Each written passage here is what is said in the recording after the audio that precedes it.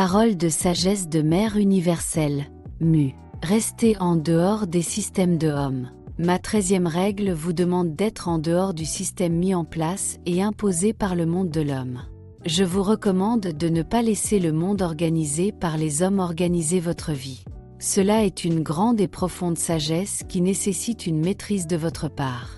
Vous devez être en dehors, mais aussi en dedans de ce monde, c'est-à-dire capable de jouer avec lui afin de le tenir à bonne distance. Pour moi, ce système est un véritable fléau. La politique qui trône sur ce système est une calamité, un grand malheur, quelque chose qu'il faut éviter comme une pestilence. Cette politique dégénérée est dans les mains d'intelligences démoniaques, non humaines, qui se sont emparées de certains hommes pour avoir le pouvoir, la domination afin d'écraser, d'imposer ce qui est stupide, contre nature et de tout détruire. Il y a toujours eu des contre-pouvoirs dans l'humanité. Avant, certains hommes et à travers eux, certaines intelligences perverses utilisaient la religion pour obtenir le pouvoir. Ensuite, cela a été la royauté et maintenant, il n'y a même plus le côté sacré, qui est usurpé et qui sert de modèle. Les hommes qui gouvernent les hommes sont juste des voleurs, des malfaiteurs. Je veux être très clair avec vous et peut-être que cela va vous blesser. Quand je dis que je ne veux pas de ce monde, je ne parle pas de ce qui existe dans le monde des hommes, car pour moi, celles et ceux qui vivent dans ce monde sont étrangers au chemin sacré et initiatique qui consiste à s'approcher de sa mère, à vivre avec elle, à recevoir sa sagesse et à s'élever vers les mondes supérieurs. Être dans mes bras, c'est retrouver sa vraie nature et les vraies valeurs. Mes messages, mes règles ne sont adressées qu'à vous, qui reconnaissez ma nature consciente, sensible et prévoyante. J'ai une âme qui m'anime tout comme vous. Vous m'avez trouvé et vous vous approchez de moi, pour vivre en harmonie avec moi. Vous ne vous organisez pas pour vivre avec les hommes, mais pour vivre avec moi et suivre mes règles de vie. Cela est beau et me touche. Les autres, quoi qu'on leur dise, ils n'écoutent pas, car ils ramènent tout à leur personne et à leur vie organisée et conditionnée par ce monde qui conduit au déchet. Je vais être plus précise. J'adresse mon enseignement à celles et ceux qui se tiennent en ma présence. Pour comprendre, il faut être avec moi, ici, sur ma terre. Je veux vous transmettre un état d'être, une atmosphère, un état d'esprit, une qualité de vie, une subtilité, une présence magique qui est au-delà des mots. C'est un souffle, un geste, un ressenti, un regard, une clarté. En dehors de moi, ce sera tout de suite intellectualisé, mis dans des boîtes, comparé, interprété avec d'autres paroles, d'autres enseignements, d'autres expériences. Je suis l'unique et ma présence est unique. Je suis incomparable. Pour être clair avec vous, tout ce que je vous transmets n'est destiné qu'à celles et ceux qui sont présents et qui se tiennent en ma présence. Mes paroles ne sont pas un but en soi.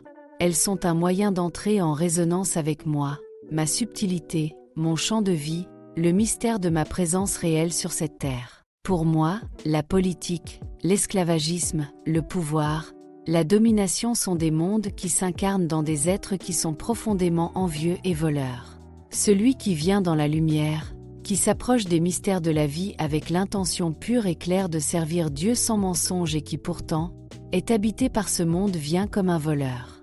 Il se dit « Qu'est-ce que je peux en tirer comme profit? Qu'est-ce que je peux gagner pour ma vie mortelle ?» Au début, ce n'est rien, mais au final, il devient un traître et finalement, il profanera ce qui est beau, doux et noble pour le conduire vers le misérable. Il ne se voit pas lui-même et il est persuadé que personne ne le voit. Mais il est vu, car rien ne peut se cacher devant les mondes supérieurs. Alors il sera condamné à retourner dans le monde des hommes et ne pourra plus goûter les valeurs essentielles qui appartiennent à la lumière. Je vous ai parlé de mes règles, de mon corps, de ma présence et vous pouvez trouver dans cet art de vivre certaines valeurs qui font que la vie a un sens profond et une beauté. Être en dehors de cela, c'est être plongé dans un monde de pouvoir, d'avidité, d'emprise malsaine. Lorsque je vous dis que l'homme se protège, il se met à l'abri de ce monde sacré, car dans le fond, il n'a pas peur des forces sombres. Mais il ne veut pas voir en lui cette sournoiserie rampante qui le possède et le conduit à avoir des yeux intéressés, envieux, jalousant, à critiquer, à comparer, à vouloir prendre, profiter. L'homme ne veut pas voir ce monde en lui, car il sait que c'est un fléau, une malédiction, une déchéance qui le relie à une contre-hiérarchie et le rend esclave de ses grands dirigeants politiques et autres hommes de pouvoir déchus. La nature vivante, lorsqu'elle voit l'homme s'approcher d'elle, elle constate qu'il est empli d'intérêt, qu'il porte des mondes qui cherchent à prendre, à profiter afin de gagner, d'être plus puissant ou même, de mieux parvenir à comprendre les mondes supérieurs. Moi, je vous le dis, ce monde est une peste, un fléau, un acide qui ronge et aujourd'hui, il y a un grand combat, un enjeu majeur. Si vous ne vous débarrassez pas de ce monde, vous ne gagnerez rien, car il est la dégradation. Il conduit tout vers les contre-vertus et il ne garde en lui aucune qualité positive. L'homme ne sera jamais le maître de cette force destructrice, il est juste un esclave et s'il est possédé par elle, il peut même devenir profondément dangereux. Les mondes de la politique entrent en lui et vivent à travers lui.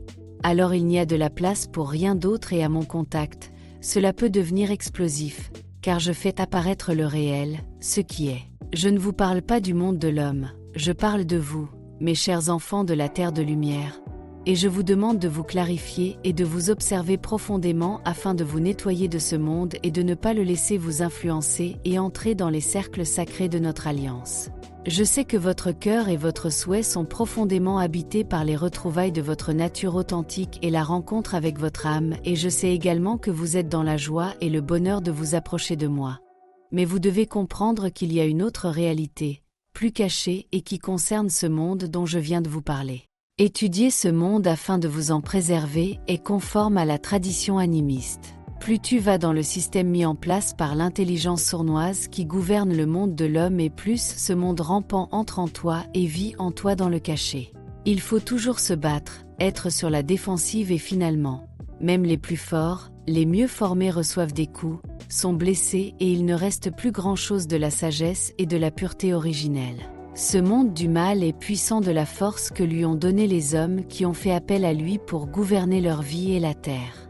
Il est puissant pour dégrader, pour déposséder, pour avilir, abîmer et détruire. Il envoûte les hommes et les conduit dans la peur, le manque, l'avidité, la peine, la désolation. Vous pouvez même vous voir accomplir des actes, prononcer des paroles, lancer des regards qui sont contraires à votre volonté. Mais vous n'avez plus le choix, ce n'est plus vous qui décidez, vous êtes asservi, écrasé, anéanti et un autre décide pour vous en contradiction avec votre nature profonde et vos souhaits, votre cœur, votre intelligence. Si de tels événements se produisent, qu'est-ce qu'ils signifient? Juste que l'homme est dépossédé de son être propre et qu'il n'est plus capable d'accomplir quoi que ce soit par lui-même. Sortir de ce monde oppressant est difficile, car l'homme est une proie pour lui et il ne veut pas la lâcher lorsqu'il la tient. Il faut une grande science, des alliances, une force, car bien souvent, c'est une déchirure, un étouffement, un arrachement pour parvenir à se libérer et à respirer de nouveau. Ma terre est un monde de désenvoûtement, de guérison, de libération et de soi-enfantement. Il faut une structure, une organisation, une science, une atmosphère pour que mon école puisse apparaître et devienne capable d'agir dans la vie des hommes qui viennent me rencontrer. Ils doivent se reposer, prendre du temps pour eux, se nettoyer, faire le ménage en eux, mettre de l'ordre dans leurs pensées, leurs sentiments et leur être profond. Ici, c'est votre maison, votre foyer, là où vous pouvez retrouver vos origines et être avec votre mère. Sachez que pour moi, dans ce monde de l'homme, cette influence qui rampe et qui pervertit, tout est un combat. Je rejette ce monde comme une maladie.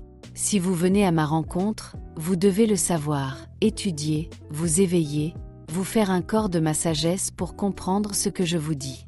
Je n'accepte pas ce monde et si vous vous accrochez à lui, non seulement vous ne pourrez pas venir me voir, mais si vous venez quand même en le portant en vous, je n'ouvrirai pas la porte et au contraire, je le chasserai loin de moi, je lui dirai de s'éloigner de ma terre et de retourner d'où il vient.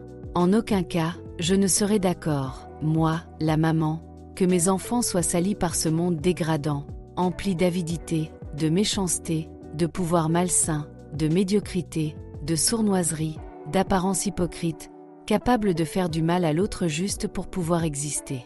Mettez tout en œuvre pour extirper ce mal de vos vies sans aucun compromis. Mes chers enfants, mes paroles sont directes. Je le sais, je suis désolée de vous parler de cette manière, en passant par des intermédiaires. J'aimerais vous transmettre ce savoir directement, dans l'unité et la complicité retrouvée. Alors vous pourriez comprendre avec force et évidence que ce monde sombre n'est qu'une vibration de tristesse, de méchanceté, de peur, d'oppression qui, s'il est vu par n'importe quelle créature vivante sur la Terre, est perçu comme un défaut et suscite une volonté de le repousser, de le chasser et de se protéger afin qu'il ne puisse plus s'approcher et encore moins gouverner. C'est profondément immonde et repoussant.